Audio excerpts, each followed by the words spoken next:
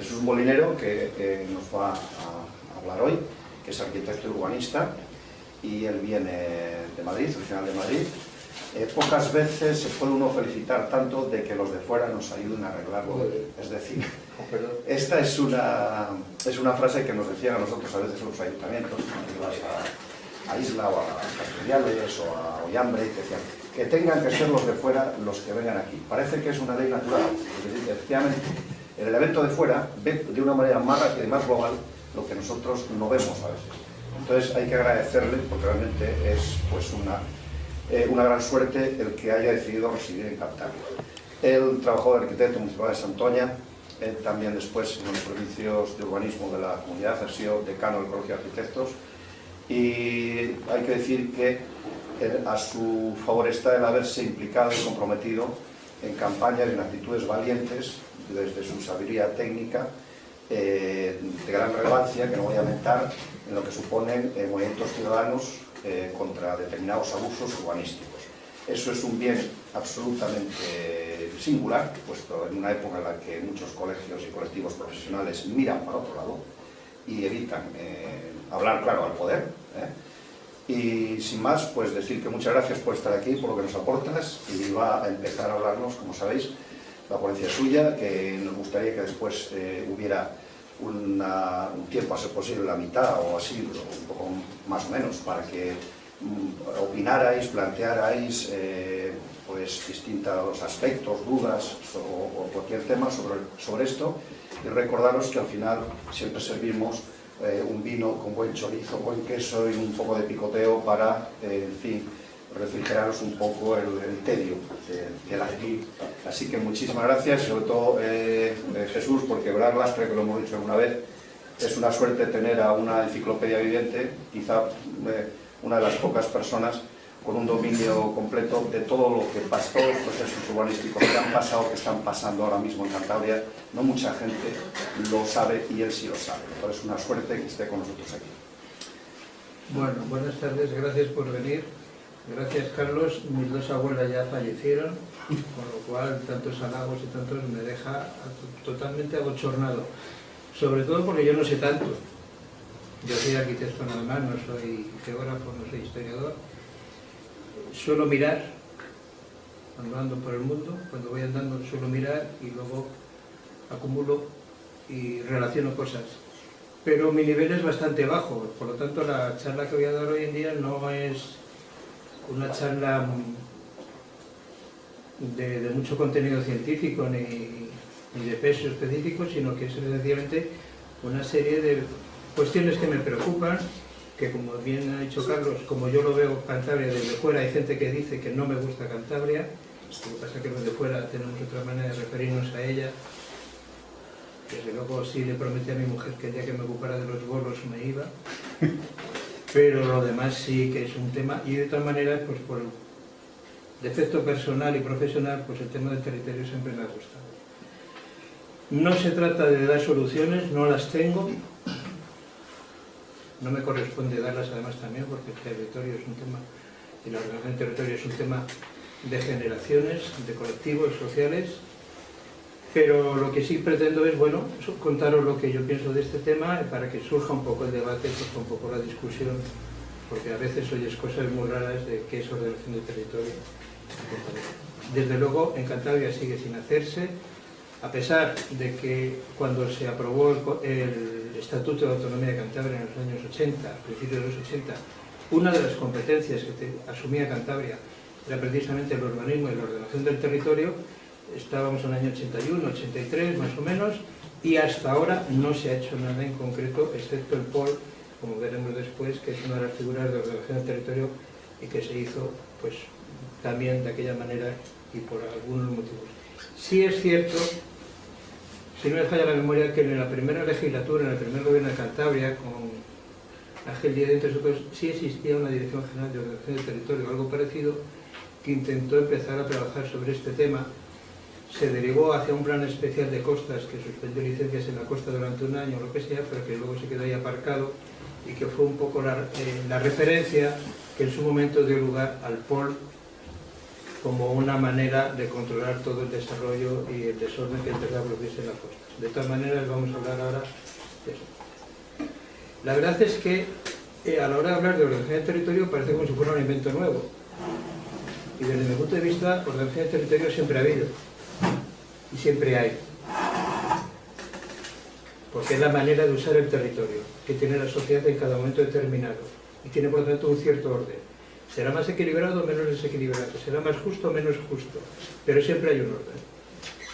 Aquí en Cantabria lo que pasa es que ha habido varios órdenes históricamente superpuestos. Cuando hubo que talar árboles, bien sea por los barcos, bien sea para la producción de carbón para las ferrerías, se talaron árboles. La ordenación del territorio era arrasar el bosque. Cuando llegó la vaca lechera, se arrasaron los cultivos y se hizo prado toda Cantabria. Pero orden ha habido, el que tocaba en cada momento. Otra cosa es que ese orden sea reversible y no nos condicione mucho o poco el futuro. Por lo cual, hablar de ordenación del territorio hay que saber también por qué se ha ordenado antes de esa manera y qué es lo que podemos hacer ahora y sobre todo y fundamental, qué se puede hacer mañana. Porque el del momento actual se ordena.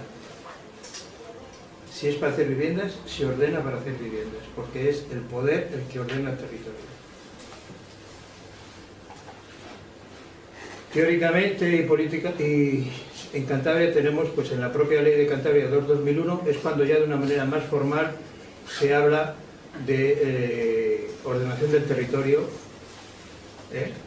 Lo tenéis ahí a la izquierda, planteamiento integrado, ordenación del territorio, modelo de planificación, el concepto de urbanismo, y luego las figuras que plantea la ley del suelo de Cantabria, es el plan regional de ordenación del territorio, el plan de ordenación del litoral, que aparece en una adicional al final de la ley, deprisa y corriendo, porque bueno, había ciertas presiones para comprometerse a cumplir una propuesta política.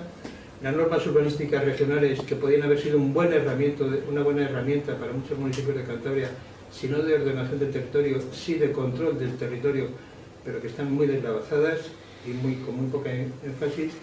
Los proyectos singulares de interés regional, famosos PESIRES, y los planes especiales de protección del medio rural.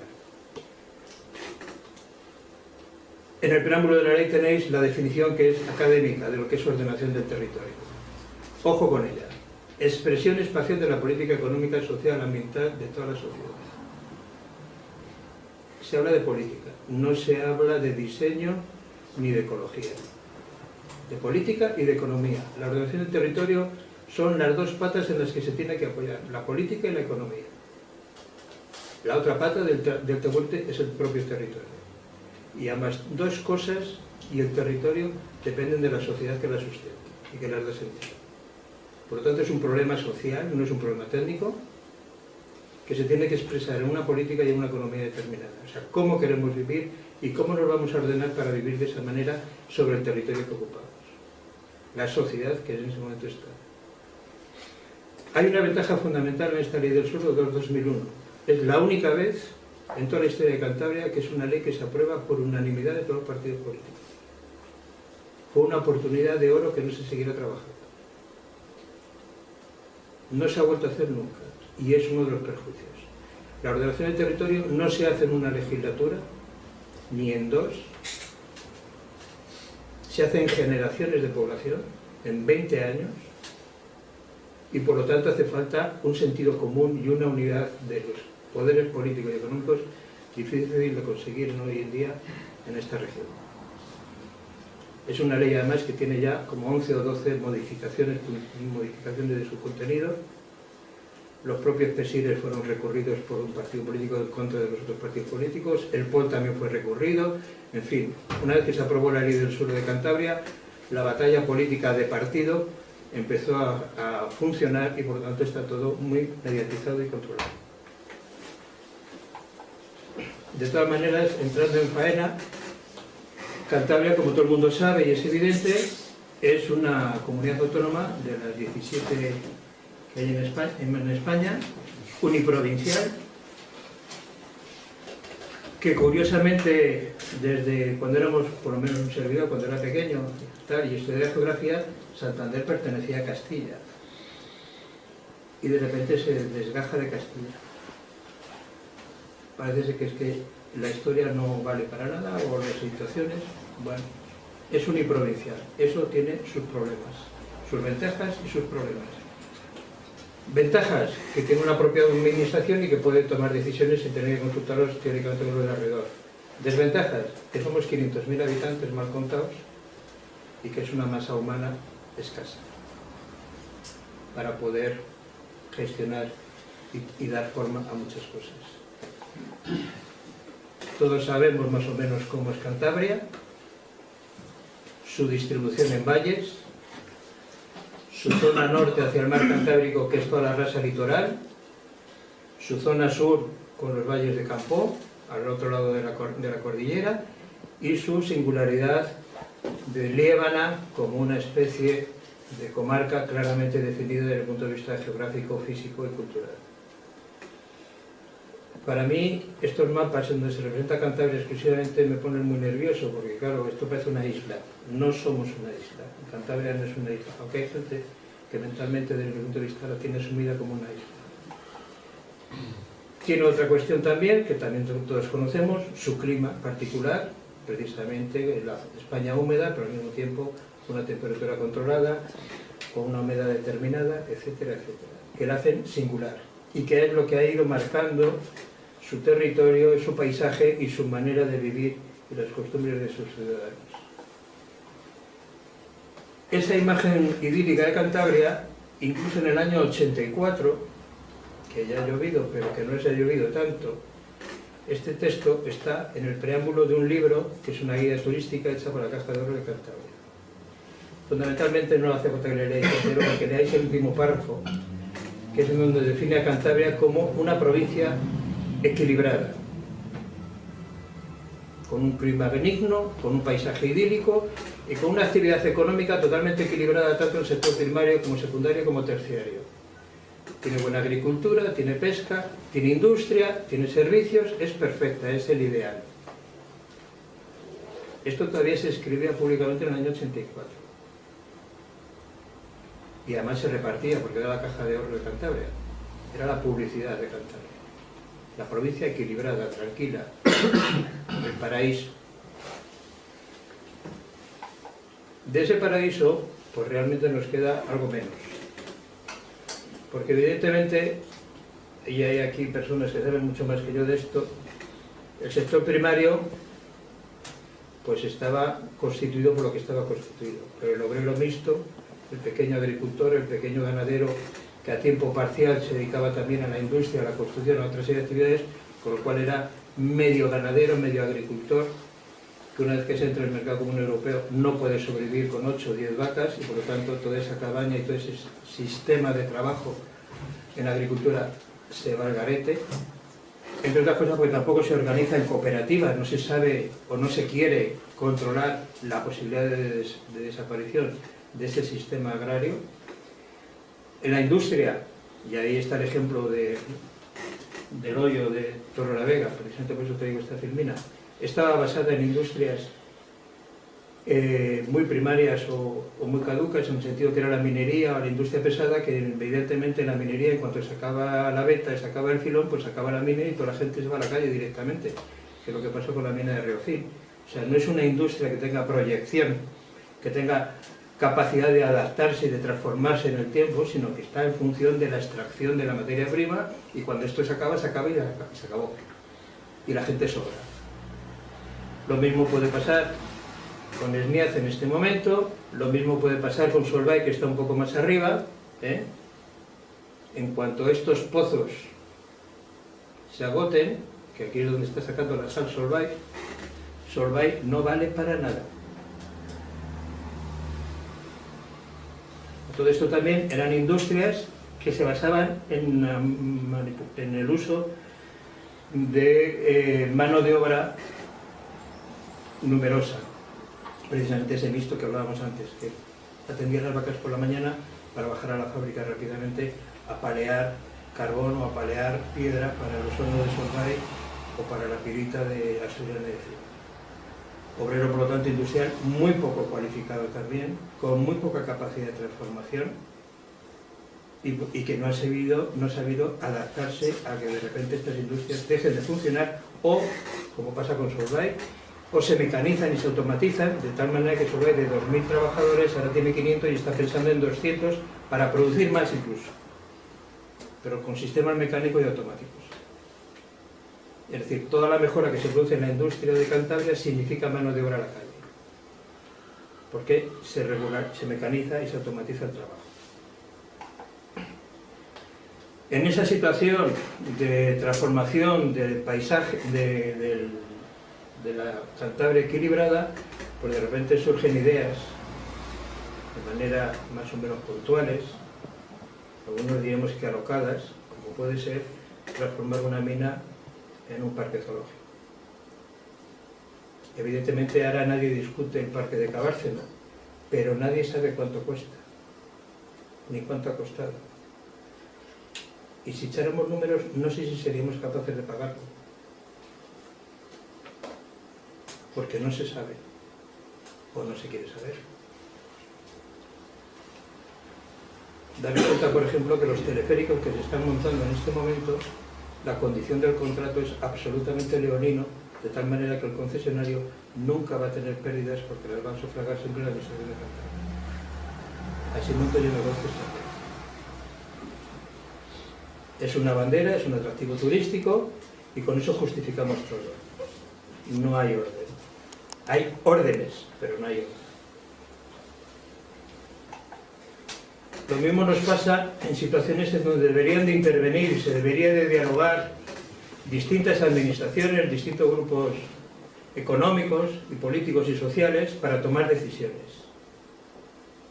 La transformación de todo el territorio alrededor de Nueva Montaña Quijano, Estilbetón, o como se quiera llamar ahora, está poniendo en riesgo que esa empresa haya que desmontarla y desplazarla. Más pronto o más tarde esa empresa tendrá que irse. Con lo cual se perderá un punto de trabajo, una actividad económica y unos puestos de trabajo. Pero al mismo tiempo la ocupación de todas las traseras del puerto, teóricamente con naves industriales oficialmente vinculadas al puerto, pero destinadas en este momento a otras actividades que no tienen nada que ver con el puerto, ponen también en entredicho la eficacia de los muelles y del puerto de Santander. El puerto de Santander en este momento se plantea rellenar todo esto, este es el dique 9, precisamente porque le hace falta superficie, porque un puerto no es el muelle sobre el que atraca el barco, sino los trasmuelles donde se almacena y se distribuye la mercancía. Y sin embargo, hay que rellenar todo esto para hacer una plataforma que permita, perdón, esto se ha ido de madre, no, que permita la carga y descarga de contenedores. Y sin embargo, el polígono este, de Artimás o como se quiera llamar, la ciudad transportista, la recta Parayas, Candina, todo esto son terrenos oficialmente del puerto en su día, construidos y rellenados para dar servicio al puerto, y que en este momento el puerto no puede disponer de ello. Bueno, dispone cobrando unos cánones, claro que también eso le justifica las cuentas, pero que le impiden su eficacia y su funcionalidad como tal puerto. Y ahora, sin embargo, hay que rellenar todo eso y poner en cuestión el equilibrio hidrodinámico de la propia bahía. Y todo porque se van tomando decisiones sobre el territorio de una manera inconexa y sin un diálogo como es debido y sin una previsión de las consecuencias a medio y a largo plazo. A corto plazo, evidentemente, los terrenos de Nueva Montaña de Quijano se vendieron, sirvieron para pagar la deuda de los bancos, ya hemos solucionado el problema, pero estamos generando otra serie de problemas. Bien, dicho todo eso, y como no me gusta hablar de Cantabria como una isla, pues resulta que es que estamos en el mundo. Cantabria, aparte de ser una autonomía y de España, etcétera, está en el mundo. Y el mundo es una cosa parecida a esto. En donde, ya sabéis, la imagen nocturna del mundo a mí es una de las que me gusta más de todas, porque es una imagen muy potente de dónde está la actividad, dónde está el ser humano funcionando en el mundo. En función de la intensidad de la luz, se sabe que ahí hay más movida, más actividad económica y humana que en donde está en el oscuro. Y Cantabria está en este mundo. En este mundo, con todas esas zonas de actividad distribuidas de esta manera, En un mundo que ha entrado ya en la época de la informática, todo esto son las conexiones de internet en una hora determinada, lo podéis sacar de Google, es donde también se ve la intensidad de la actividad humana, económica, cultural, etcétera. Y en un mundo que comercialmente está interconectado de una manera muy densa. Este mapa son las líneas de transporte en avión. Cantabria tiene la ventaja de estar en un punto, en un cuello de botella, que es desde Finisterre hasta el estrecho de la Mancha, por donde pasa todo el tráfico que va hacia el norte de Europa y que sale del norte de Europa hacia América o hacia el Pacífico. Estamos en este punto de aquí arriba, que es uno de los más... Vale, ya está. No consigo que esto... A ver, chico. Vaya, he ido para atrás.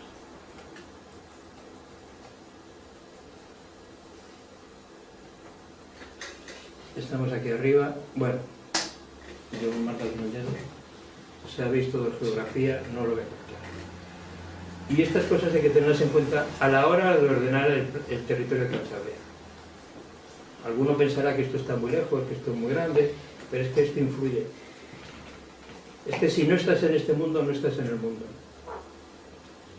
Y Cantabria no es un satélite de la Tierra, ni es una isla en mitad del mar, ni es un satélite flotando en el espacio. Está en este mundo, le guste o no le gusta, no es Cantabria.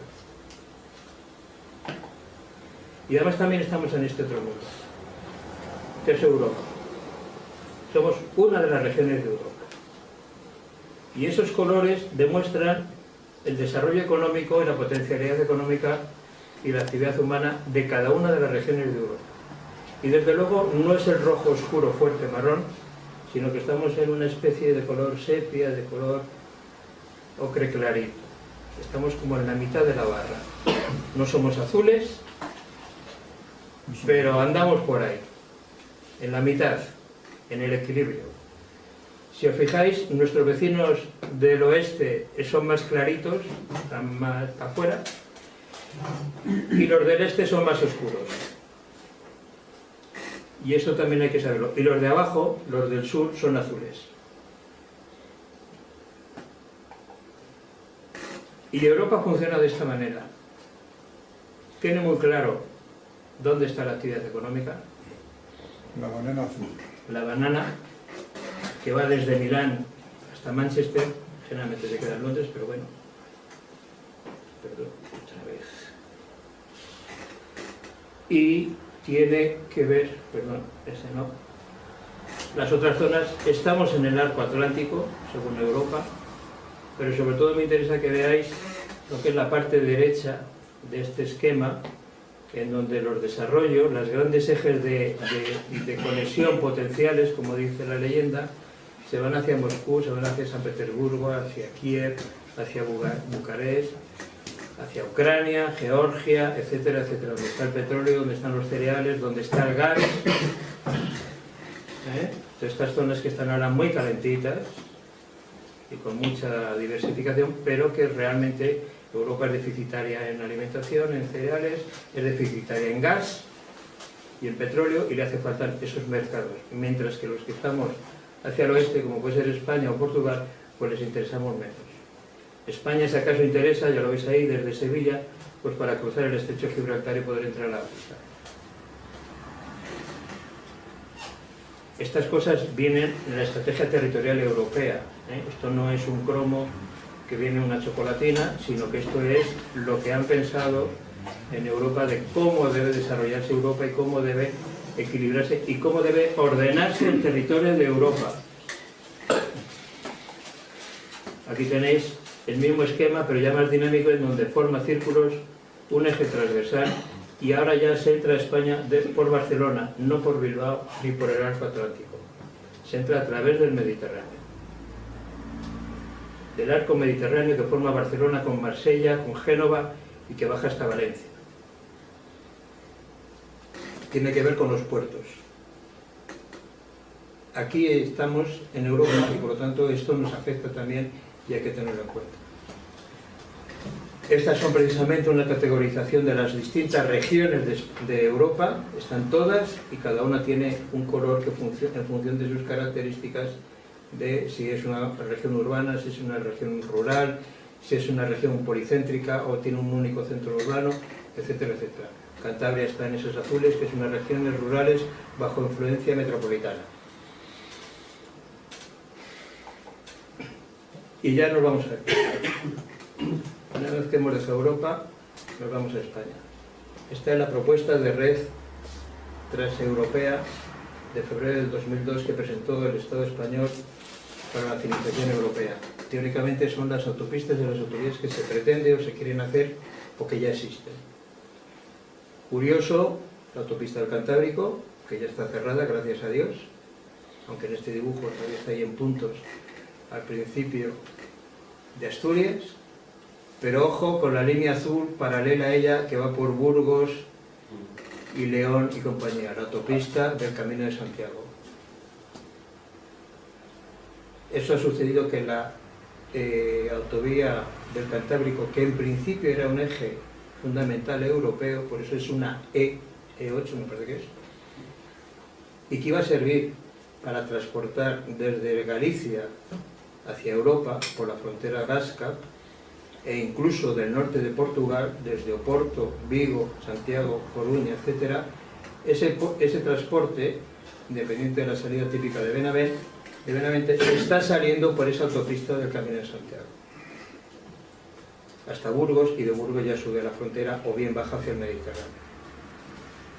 De tal manera que la autovía del Cantábrico está perdiendo, aunque siempre gana comparada con la carretera original, está perdiendo gran parte de su capacidad de transporte, porque la actividad y el transporte se está bajando a la meseta castellana.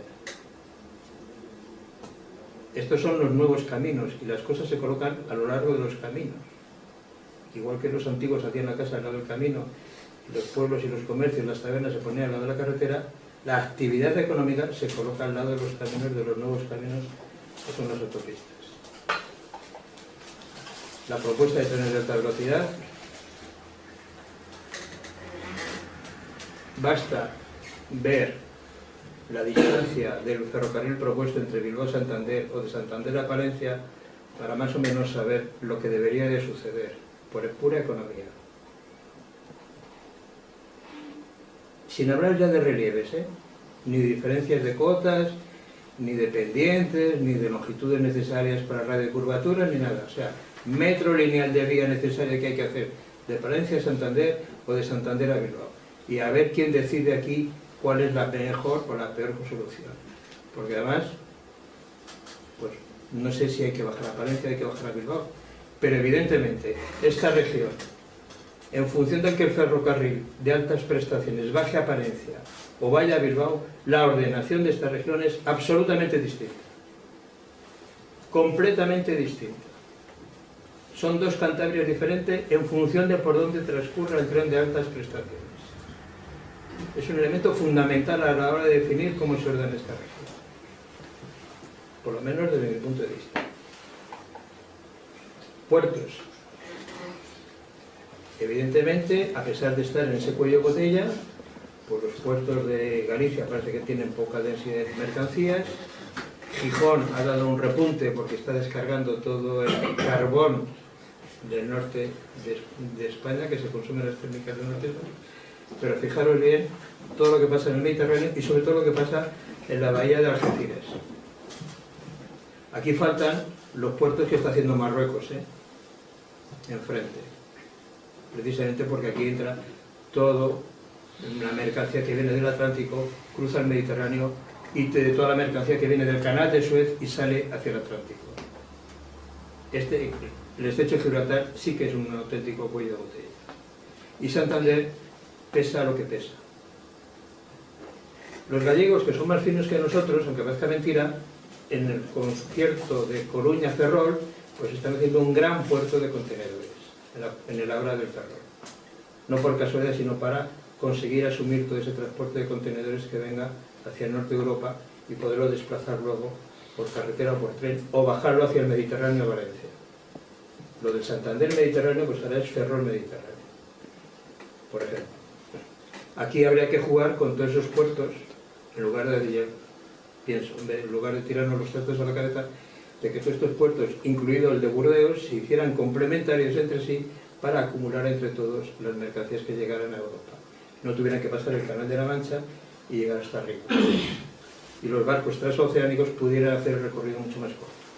Sería una especie de transporte en cabotaje, por decirlo de alguna manera. Y esta es otra cosa que también marca el territorio. Es mucho más rara, más difícil de conseguir a veces, porque no la suelta, aunque últimamente está por ahí. Son las líneas de transporte de energía eléctrica. ¿Transporte? Energía eléctrica de alta tensión. 400 kilovatios, 220 kilovoltios. Las redes de alta. Como veis, ninguna acaba en Cantabria. Pasan, pero no acaban. No somos grandes consumidores de energía eléctrica, en principio. Pero tenemos una buena red de transporte que atraviesa toda la región y que deberíamos de aprovechar. Aunque es una red que está pensada para conectar con Francia, pero como pasa con nuestra región, si tuviéramos ordenado el territorio, podríamos exigir que esa red nos alimentara, en lugar de sencillamente pasar. La famosa red de 400 kilovoltios, el lío de Penagos, va a la subestación de Penagos y de ahí sigue a Güemes y compañía. Me falta el gasoducto, que sería también otro elemento fundamental para saber dónde tenemos energía, pero para que os deis una idea de que las cosas no es la isla de Cantabria, sino que hay que tener en cuenta muchos más temas y por dónde entran y por dónde salen y si se pueden o no se pueden usar. Porque evidentemente una autopista que no tenga enlaces, que no tenga conexiones, no es un elemento de unión, es al revés, es un elemento separador del territorio. Es una frontera, es como un río. Si no tengo puentes, el río me parte. Si no tengo salidas de la autovía me parte. Si yo tengo una línea de alta tensión pero no me puedo conectar a ella, me está dando una servidumbre, una afección al territorio, pero no tengo un servicio.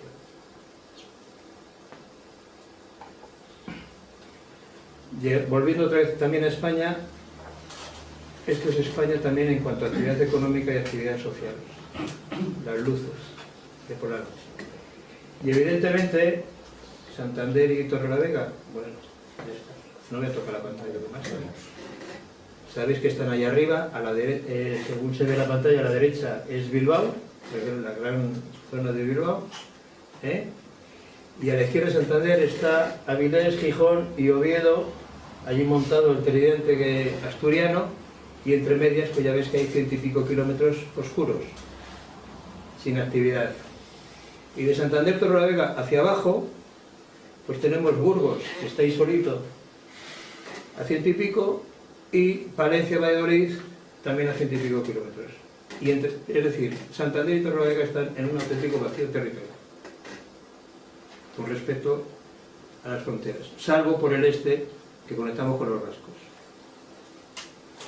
Esto es algo que ya propuso el Consejo Económico y Social en el primer gobierno de Sieso, en el año 96-98, que planteaban la necesidad de alguna manera empezar a tener relaciones y tener contactos con el País Vasco, y que automáticamente significó que les echaran a la calle a todos. Porque con los vascos ni agua. Bueno, pues no sé, la realidad está donde está. Pero ni agua. Esta es la Cantabria que conocemos, en donde entrando ya en faena, las líneas estas oscuras que veis ahí son los cordales, sencillamente para dar un dibujo más esquemático pero más claro, en donde el relieve de Cantabria marca claramente, o sea, el propio territorio de Cantabria marca claramente su posible subdivisión por valles, por comarcas, llamarlo como os dé la gana.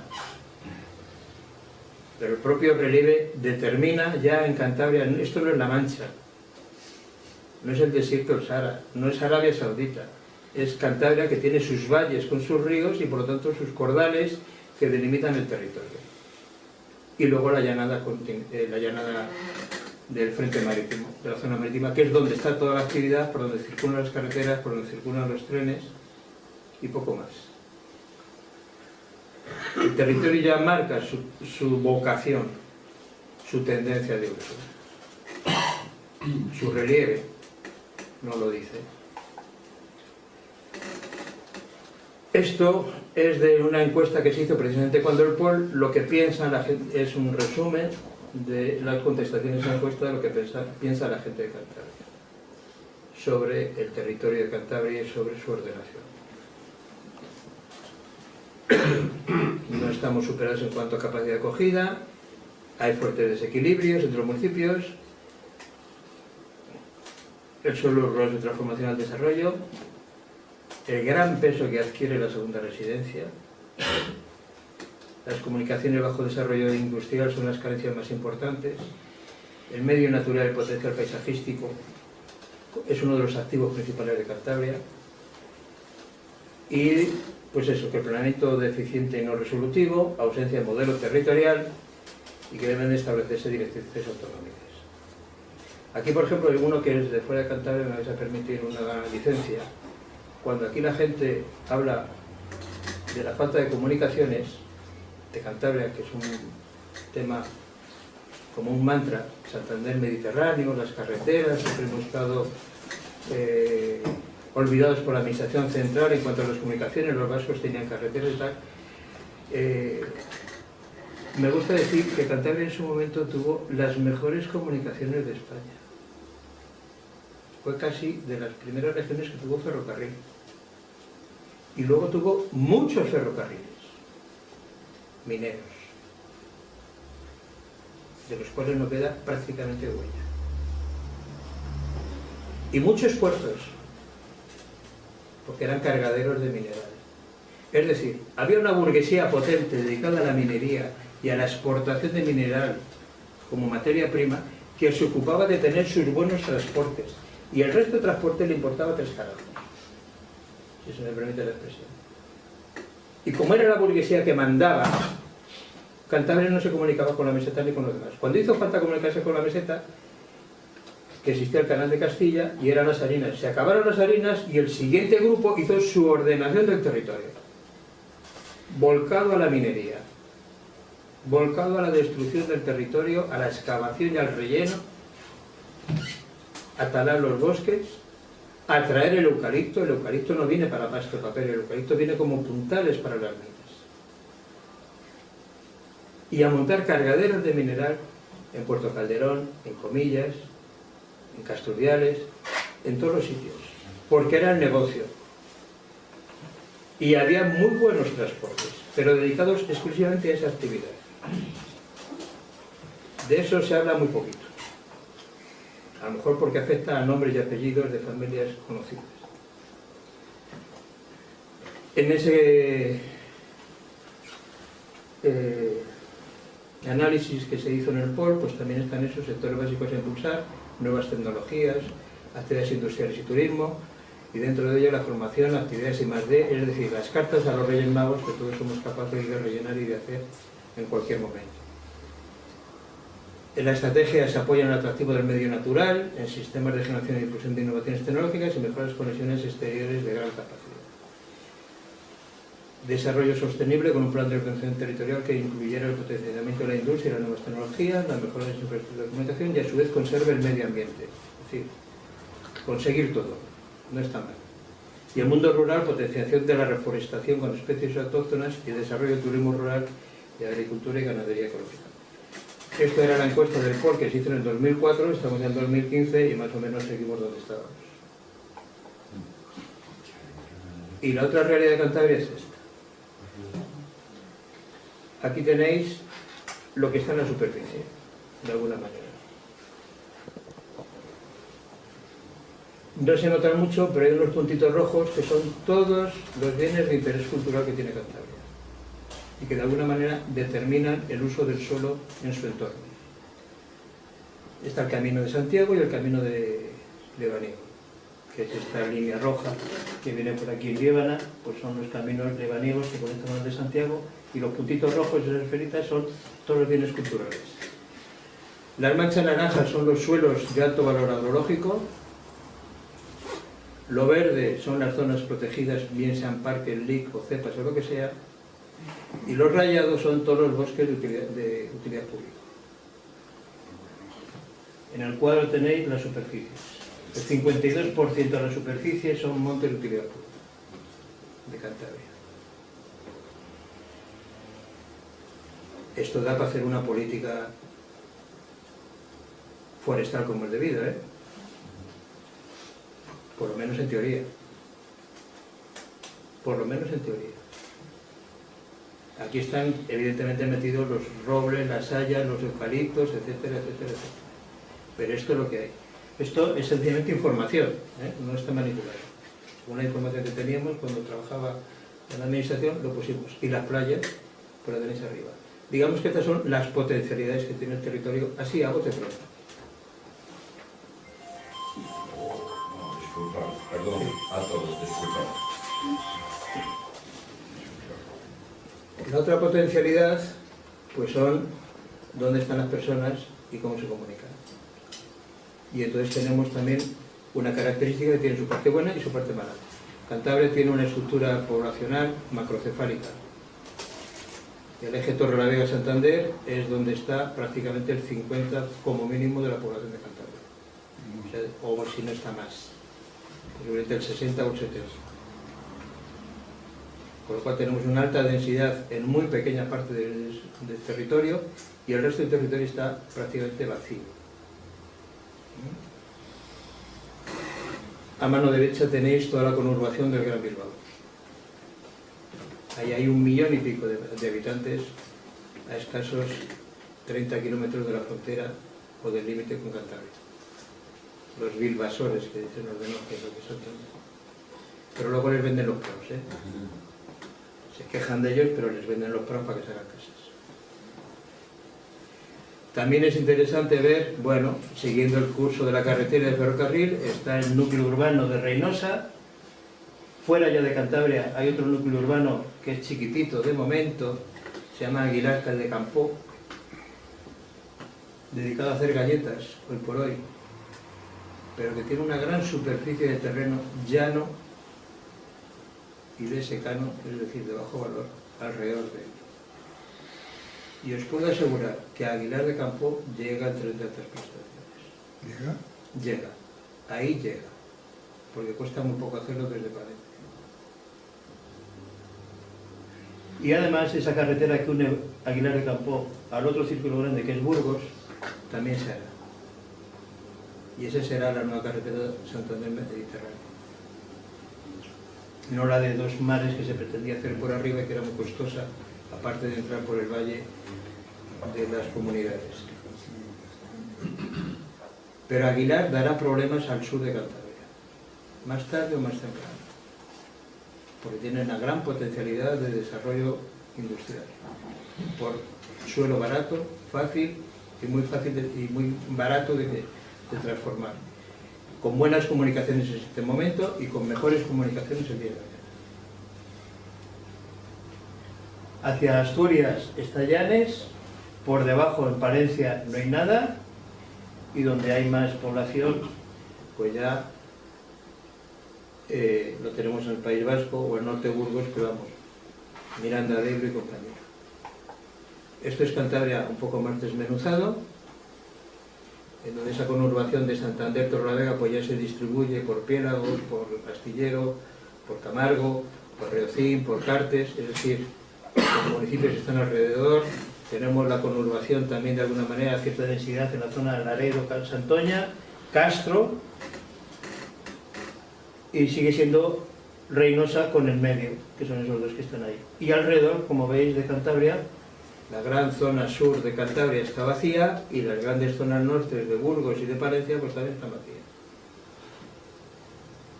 No hay actividad, no hay población y por lo tanto no hay servicio, no hay comunicación, no hay nada. O hay muy poco y están en muy malas condiciones. Actividad económica, pues lo mismo, no es vuelvo a pasar lo mismo. La actividad económica lógicamente está donde está la población, es como un poco ridículo y es redundante, pero es la realidad. Sin embargo, es curioso cómo en el País Vasco hay poblaciones que superan la actividad económica con su cuota de mercado, mientras que en Cantabria estamos como estamos. El gran núcleo de Santander, Camargo, Astillero y Torrelavega. Lo demás son núcleos que aunque están en esa conurbación, realmente son municipios que sirven de vivienda dormitorio a esos grandes centros de actividad. O sea, Puente San Miguel, Cartes, Polanco, en el fondo no tienen una actividad grande, sino que están vinculados a la actividad que se hace en Torrelavega y en Santander pasa lo mismo. Esto es lo mismo, esto es en Cantabria también un poco desmenuzado, lo mismo, o sea, con los de fuera y los de dentro. Aquí ya tenemos la vivienda, donde se ha construido, y los recuadrados son la vivienda secundaria, donde hay más vivienda secundaria que primaria. Evidentemente esto es la zona oriental, en Noja, Meruelo, Varello, Laredo, Liendo. El dato de Castro es curioso, pero no es cierto, y sin embargo, pues tenéis también ya cómo entran los vascos en el valle de la Son hacia arriba, la vivienda secundaria.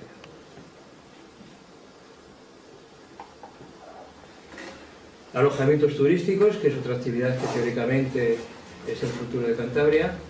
Lo curioso es que abunda el morado, y no es de Podemos, es de camping. Camping. Hay proporcionalmente muchas más plazas de camping que de hoteles.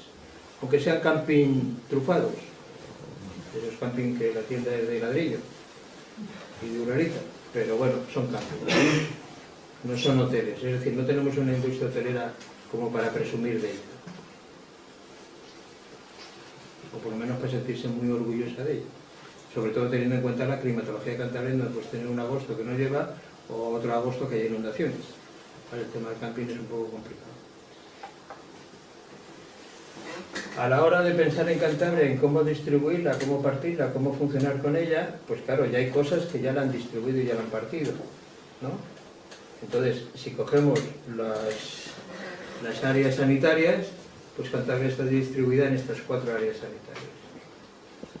Tenemos una oriental, con el Hospital de Laredo, una central, con Valdecilla y compañía, una occidental con el hospital en Torrelavega y una sur con el hospital en Reynosa. Y esto ya es una ordenación del territorio, aspectos sanitarios, desde servicios sanitarios. Si nos vamos a administración, pues estos son los partidos judiciales. También es otra ordenación del territorio.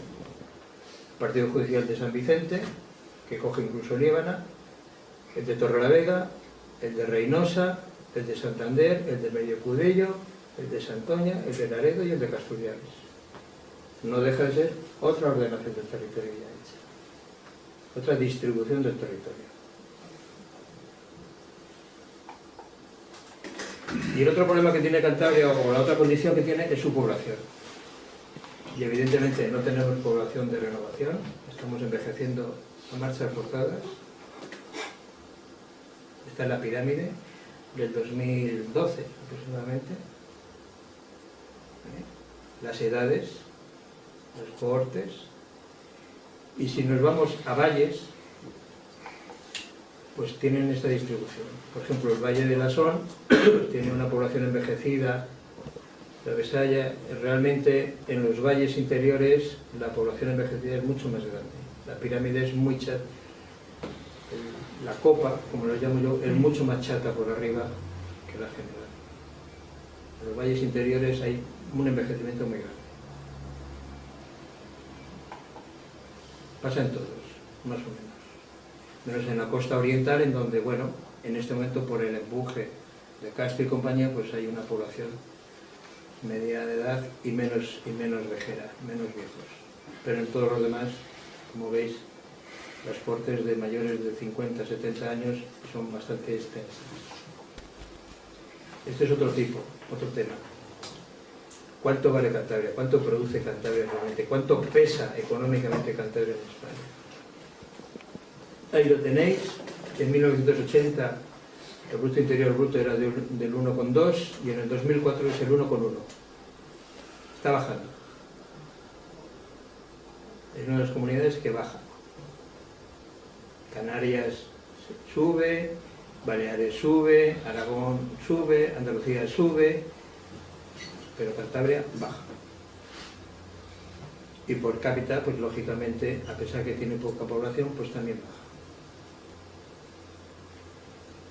Esta es una tabla que hubiera sido muy bonito utilizar en los años 80 y mucho, 90 y poco, que era cuando se discutía el objetivo 1 y que se pufó. Se subió la población y se bajó, no, se bajó la población y se subió el PIB de manera ficticia. Y el objetivo 1 se lo llevó Valencia, cuando le debía haber correspondido a Cantabria porque no llegaba a la media del 70% de la media del PIB de Europa. Pero al partido que gobernaba en el Estado le interesaba que fuera la Comunidad Valenciana la que recibiera ese dinero porque acababan de hacerse con esa comunidad. Y aparte es una comunidad que tiene más peso específico en el Parlamento y en el Senado, son más habitantes. Mientras que Cantabria, con 3 y con 4, pues no significa nada en el Parlamento ni en el Senado. Y además es del PP de toda la vida, claro. Y entonces se modificó el padrón y se modificaron los datos económicos para superar el 70%, mientras que Valencia lo pufó también para bajar y llegarse al objetivo.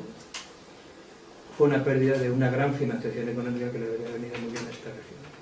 Y fue una jugada política. Eso también es ordenación del territorio.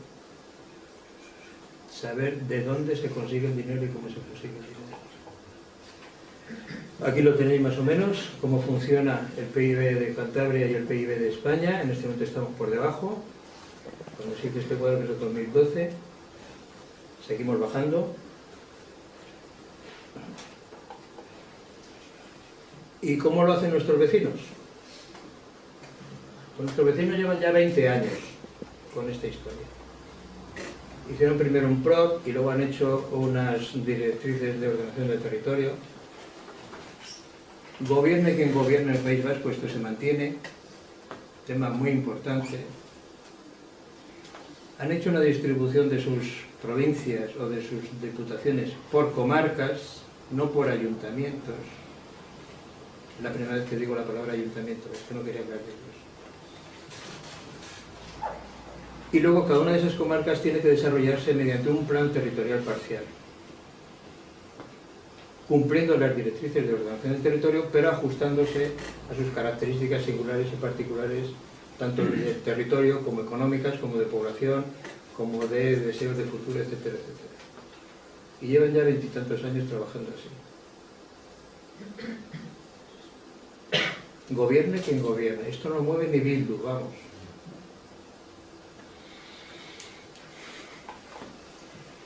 Si distribuyéramos Cantabria por valles, los únicos problemas, bueno, aparte de las querencias políticas, pero los únicos problemas territoriales en cuanto en qué lado estás, de qué valle perteneces, serían estos 4 casos. Esos son los municipios que tienen parte de su municipio en un valle o en otro. No es tan difícil, por lo menos desde el punto de vista técnico. O sea, ese problema de cómo vamos a juntar a los ayuntamientos por comarcas o por valles, pues mire, salvo estos 4 de estos 5 sitios, los demás están todos, cada uno en su sitio, porque el cordal, la divisoria de aguas, marca la divisoria de los municipios. Y esto sería una cuestión de negociar y de hablar. Ver en qué lado está, si se cambia el municipio o no se cambia el municipio, si juega en los 2 lados o qué demonios pasa. No es tan complicado, porque, ahora sí lo voy a decir, 102 ayuntamientos son imposibles de mantener. Y no hablemos ya de las asociaciones menores municipales. Es imposible. Por lo menos con el potestad y con la capacidad de decisión que se arrogan y que tienen, porque además se lo reconoce el Constitucional y es ley. Con esas situaciones, si realmente se coordinaran las cosas, pues se podrían llegar a hacer situaciones como estas, en donde se podría hablar de una conurbación urbana de la Bahía de Santander con su anillo verde perimetral, con su estructuración en función de las autovías, porque esa autovía, la ronda de la bahía que se acaba de hacer, como quien dice, antes de ayer, esa va a ser la gran calle mayor de Cantabria dentro de poco tiempo. Porque se va a ir fijando la actividad económica, más tarde o más temprano. En principio ha sido el corredor Santander-Torrelavega, pero esta empezará a desplazarlo posiblemente más pronto. Y por lo tanto esa conurbación de Santander hasta Astillero habría que empezar a plantearla ya y a pensarla ya. Sin embargo, estamos haciendo el plan de Santander, el plan de Santa Cruz de Bezana, el plan de Camargo, el plan de Astillero, el plan de Piragos, y cada uno con su manera de pensar y su manera de opinar, sin tener una visión conjunta de todo este territorio, que en el fondo está interrelacionado y que los ciudadanos, alguno cuando va conduciendo con la carretera, con el coche, ¿se da cuenta cuando ha cambiado de municipio? No. Pues es lo que pasa. Algunos todavía dudan si el Corte Inglés está en Camargo, en Santander. Y además, si seguimos jugando con el territorio como jugamos ahora, en donde yo tengo mi casita, tengo mi orden, que es el nuevo orden. Tengo mi casita, tengo mi prado, y como estoy ordenado, quiero mi carretera, quiero mi alumbrado, quiero mi sanidad, quiero mi correo, quiero mi todo en donde yo estoy. Y esto es una dispersión y esto es un caos. Pero es un orden. ¿Insostenible tal vez? Sí. Desde el punto de vista de que da para lo que da, para venir aquí a vegetar. Y este es el orden que se está imponiendo en este momento. Que en el siglo XXI, en el 2014, se escriba todavía que hay que permitir la construcción de la vivienda unifamiliar aislada en el suelo rural para que los hijos de Cantabria cumplan con la tradición familiar de que cuando se casan, de tener la casa al lado de los padres, ya le manda narices a la gente. Y eso está en el Boletín Oficial de Cantabria. Y es ley.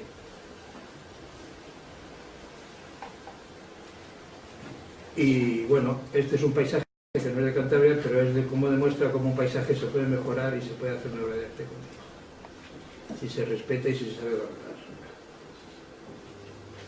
Porque ese es el otro tema que tiene Cantabria, que de alguna manera está en alguna foto, y es su valor paisajístico. No hay ninguna región del mundo que tenga el mismo paisaje que Cantabria. Y eso es un valor. La exclusividad territorial es un valor. Y además insustituible. Cuando se pierde, no se puede recuperar. Y es un tema que hay que pensárselo muy seriamente. Le puedo transformar y le puedo hacer incluso mejor, a ver quién es el guapo que lo hace, con toda Cantabria. Pero el paisaje de Cantabria es único y exclusivo. Ni los asturianos tienen el mismo paisaje, porque su topografía y su relieve es distinto, y los vascos tampoco. Y es un tema que se tiene que tener en cuenta a la hora de hacer la ordenación del territorio, porque ese valor es el valor singular de Cantabria. Y con esto yo ya acabo. Bueno.